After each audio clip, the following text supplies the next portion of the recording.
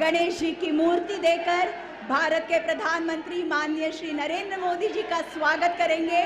महाराष्ट्र के मुख्यमंत्री माननीय श्री एकनाथ शिंदे जी तथा महाराष्ट्र के उप मुख्यमंत्री माननीय श्री देवेंद्र फडणवीस जी। विद्या तथा कला की आदि देवता गणेश जी। और अब वंदे भारत एक्सप्रेस का पेंटिंग देकर भारत के प्रधानमंत्री माननीय श्री नरेंद्र मोदी जी का स्वागत करेंगे केंद्रीय मंत्री रेल संचार इलेक्ट्रॉनिक्स एवं सूचना प्रौद्योगिकी माननीय श्री अश्विनी वैष्णव जी। आज की उपलब्धियों के स्मरण में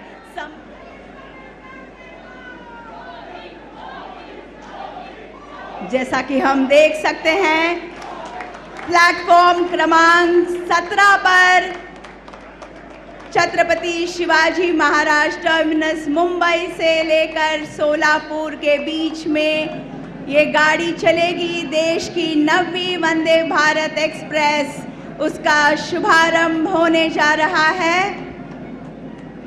जतलाते हुए बड़ा गर्व होता है और आनंद होता है कि इस रूट पर चलने वाली मौजूदा सुपरफास्ट ट्रेन 7 घंटे 55 मिनट लेती है।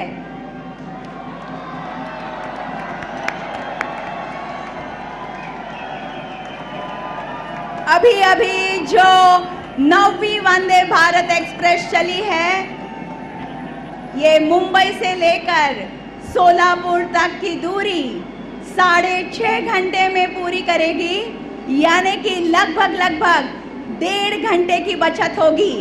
सोलापुर में सिद्धेश्वर और साथ ही आसपास स्थित पंढरपुर, तुळजापुर, अक्कलकोट जैसे तीर्थ स्थलों पर देवी और सज्जनों, साईं बाबा के दर्शन हेतु उनके अनगिनत भक्तों के लिए भारतीय रेल का उपहार छत्रपति शिवाजी महाराज टर्मिनस मुंबई और साईनगर शिरडी के बीच चलने वाली देश की 10वीं वंदे भारत एक्सप्रेस की शुभारंभीय सेवा को हरी झंडी दिखाकर रवाना करने की विनती मैं माननीय प्रधानमंत्री जी से करती हूं।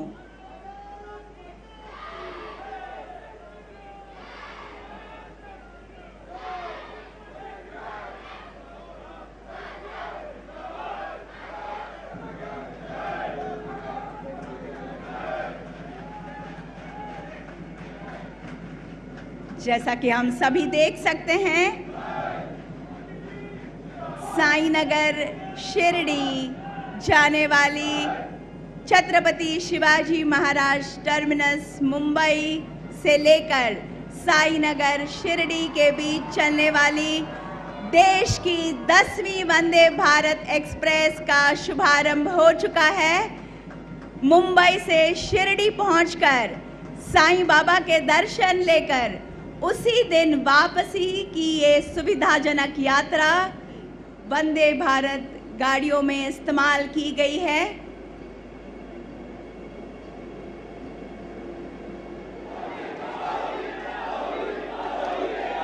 भारत माता की, भारत माता की, भारत माता की मोठी क्रांती होते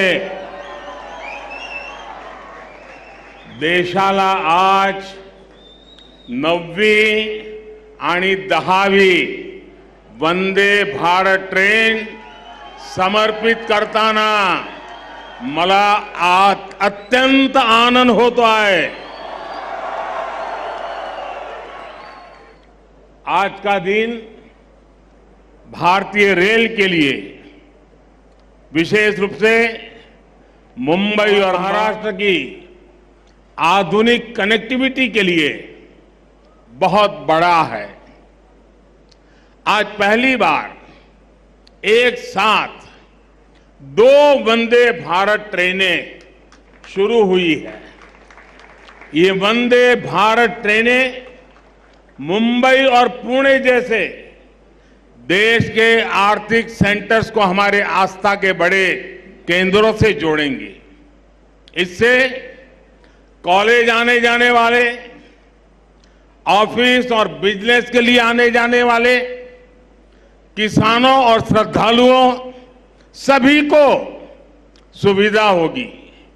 ये महाराष्ट्र में पर्यटन और तीर्थ यात्रा को बहुत अधिक बढ़ावा देने वाली है।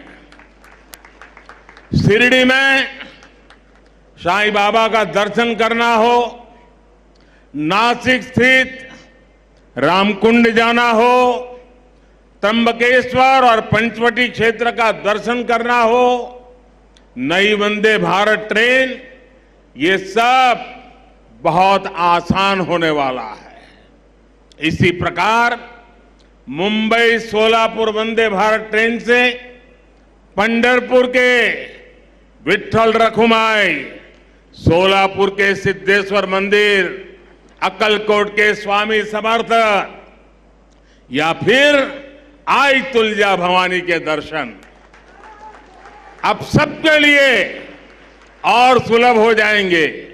और मुझे पता है कि जब वंदे भारत ट्रेन सह्याद्री घाट से गुजरे थी तो लोगों को प्राकृतिक सुंदरता का कितना दिव्य अनुभव होने वाला है। मैं मुंबई और महाराष्ट्र के लोगों को इन नई वंदे भारत ट्रेनों के लिए बहुत बहुत बधाई देता हूं। साथियों, वंदे भारत ट्रेन आज के आधुनिक होते हुए भारत की बहुत ही शानदार तस्वीर है। ये भारत की स्पीड, भारत के स्केल दोनों का प्रतिबिंब है। आप देख रहे हैं कि कितनी तेजी से देश वंदे भारत ट्रेन लॉन्च कर रहा है।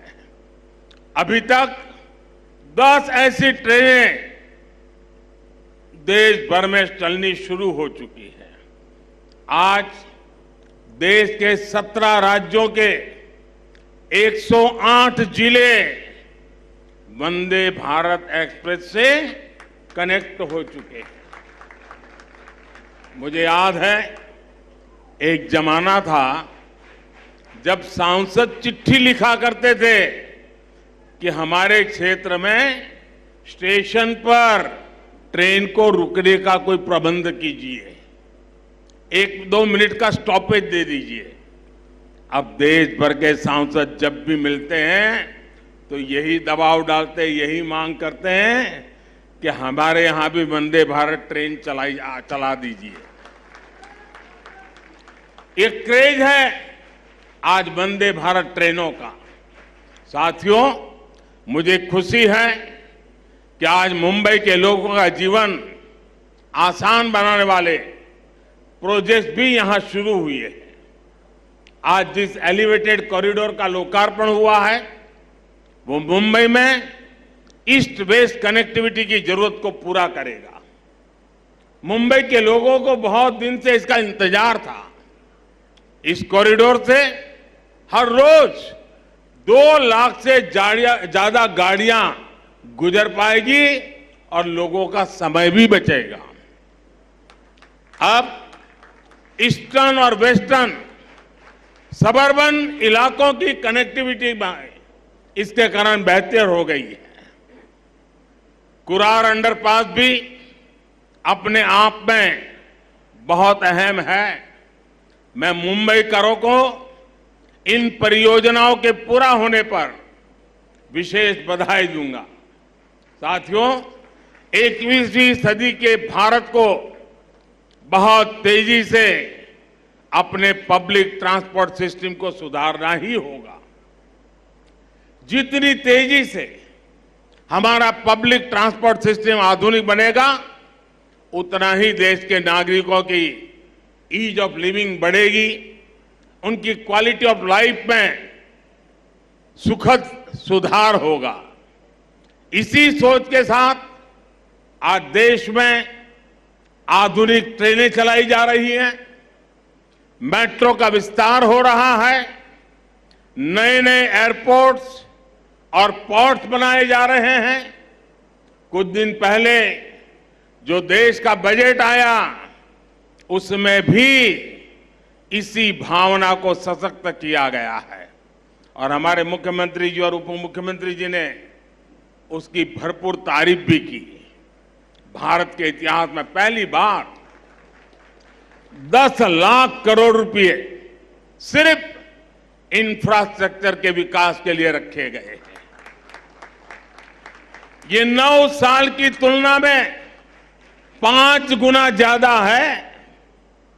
इसमें भी रेलवे का हिस्सा लगभग 2.5 लाख करोड़ रुपए का है। महाराष्ट्र के लिए भी रेल बजट में ऐतिहासिक वृद्धि हुई है।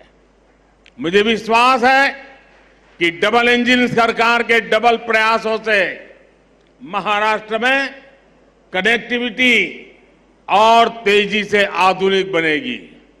साथियों, इंफ्रास्ट्रक्चर पर निवेश किया गया हर रुपया नए रोजगार की संभावनाएं बनाता है। इस पे जो सीमेंट लगता है, बालू लगता है, लोहा लगता है, निर्माण में मशीनें लगती हैं, इनसे जुड़ी हर इंडस्ट्री को बल मिलता है। इससे बिजनेस करने वाले मिडिल क्लास को भी लाभ होता है, गरीब को रोजगार मिलता है। इससे इंजीनियरों को रोजगार मिलता है, श्रमिकों को रोजगार मिलता है। यानी इंफ्रास्ट्रक्चर जब बनता है तब भी सबकी कमाई होती है, और जब तैयार होता है तो वो नए उद्योगों, नए बिजनेस के रास्ते खोलता है। भाइयों और बहनों, इस बार के बजट में मध्यम वर्ग को कैसे मजबूती दी गई है, इस बारे में मैं मुंबई के लोगों को विशेष तौर पर बताना चाहता हूं। चाहे सैलरीड क्लास हो या व्यापार कारोबार से कमाने वाला मध्यम वर्ग, दोनों को इस बजट ने खुश किया है। आप देखिए 2014 से पहले तक क्या हाल था। जो भी व्यक्ति साल में 2 लाख रुपए ज्यादा कमाता था उस पर टैक्स लग जाता था। भाजपा सरकार ने पहले 5 लाख रुपए तक की कमाई पर टैक्स में छूट दी और इस बजट में इसे 7 लाख रुपए तक पहुंचा दिया।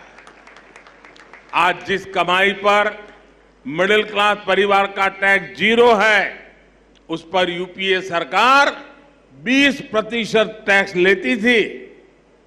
अब ये युवा साथी जिनकी नई नई नौकरी लगी है, जिनकी मासिक आय 60-65 हजार रुपये तक की है, वे अब ज्यादा निवेश कर पाएंगे। गरीब और मध्यम वर्ग के हित में काम करने वाली सरकार ऐसे ही निर्णय लेती है। साथियों, मुझे पूरा विश्वास है कि सबका विकास से सबका प्रयास की भावना को सशक्त करने वाला ये बजट हर परिवार को ताकत देगा, हम सभी को विकसित भारत के निर्माण के लिए अधिक प्रोत्साहित करेगा।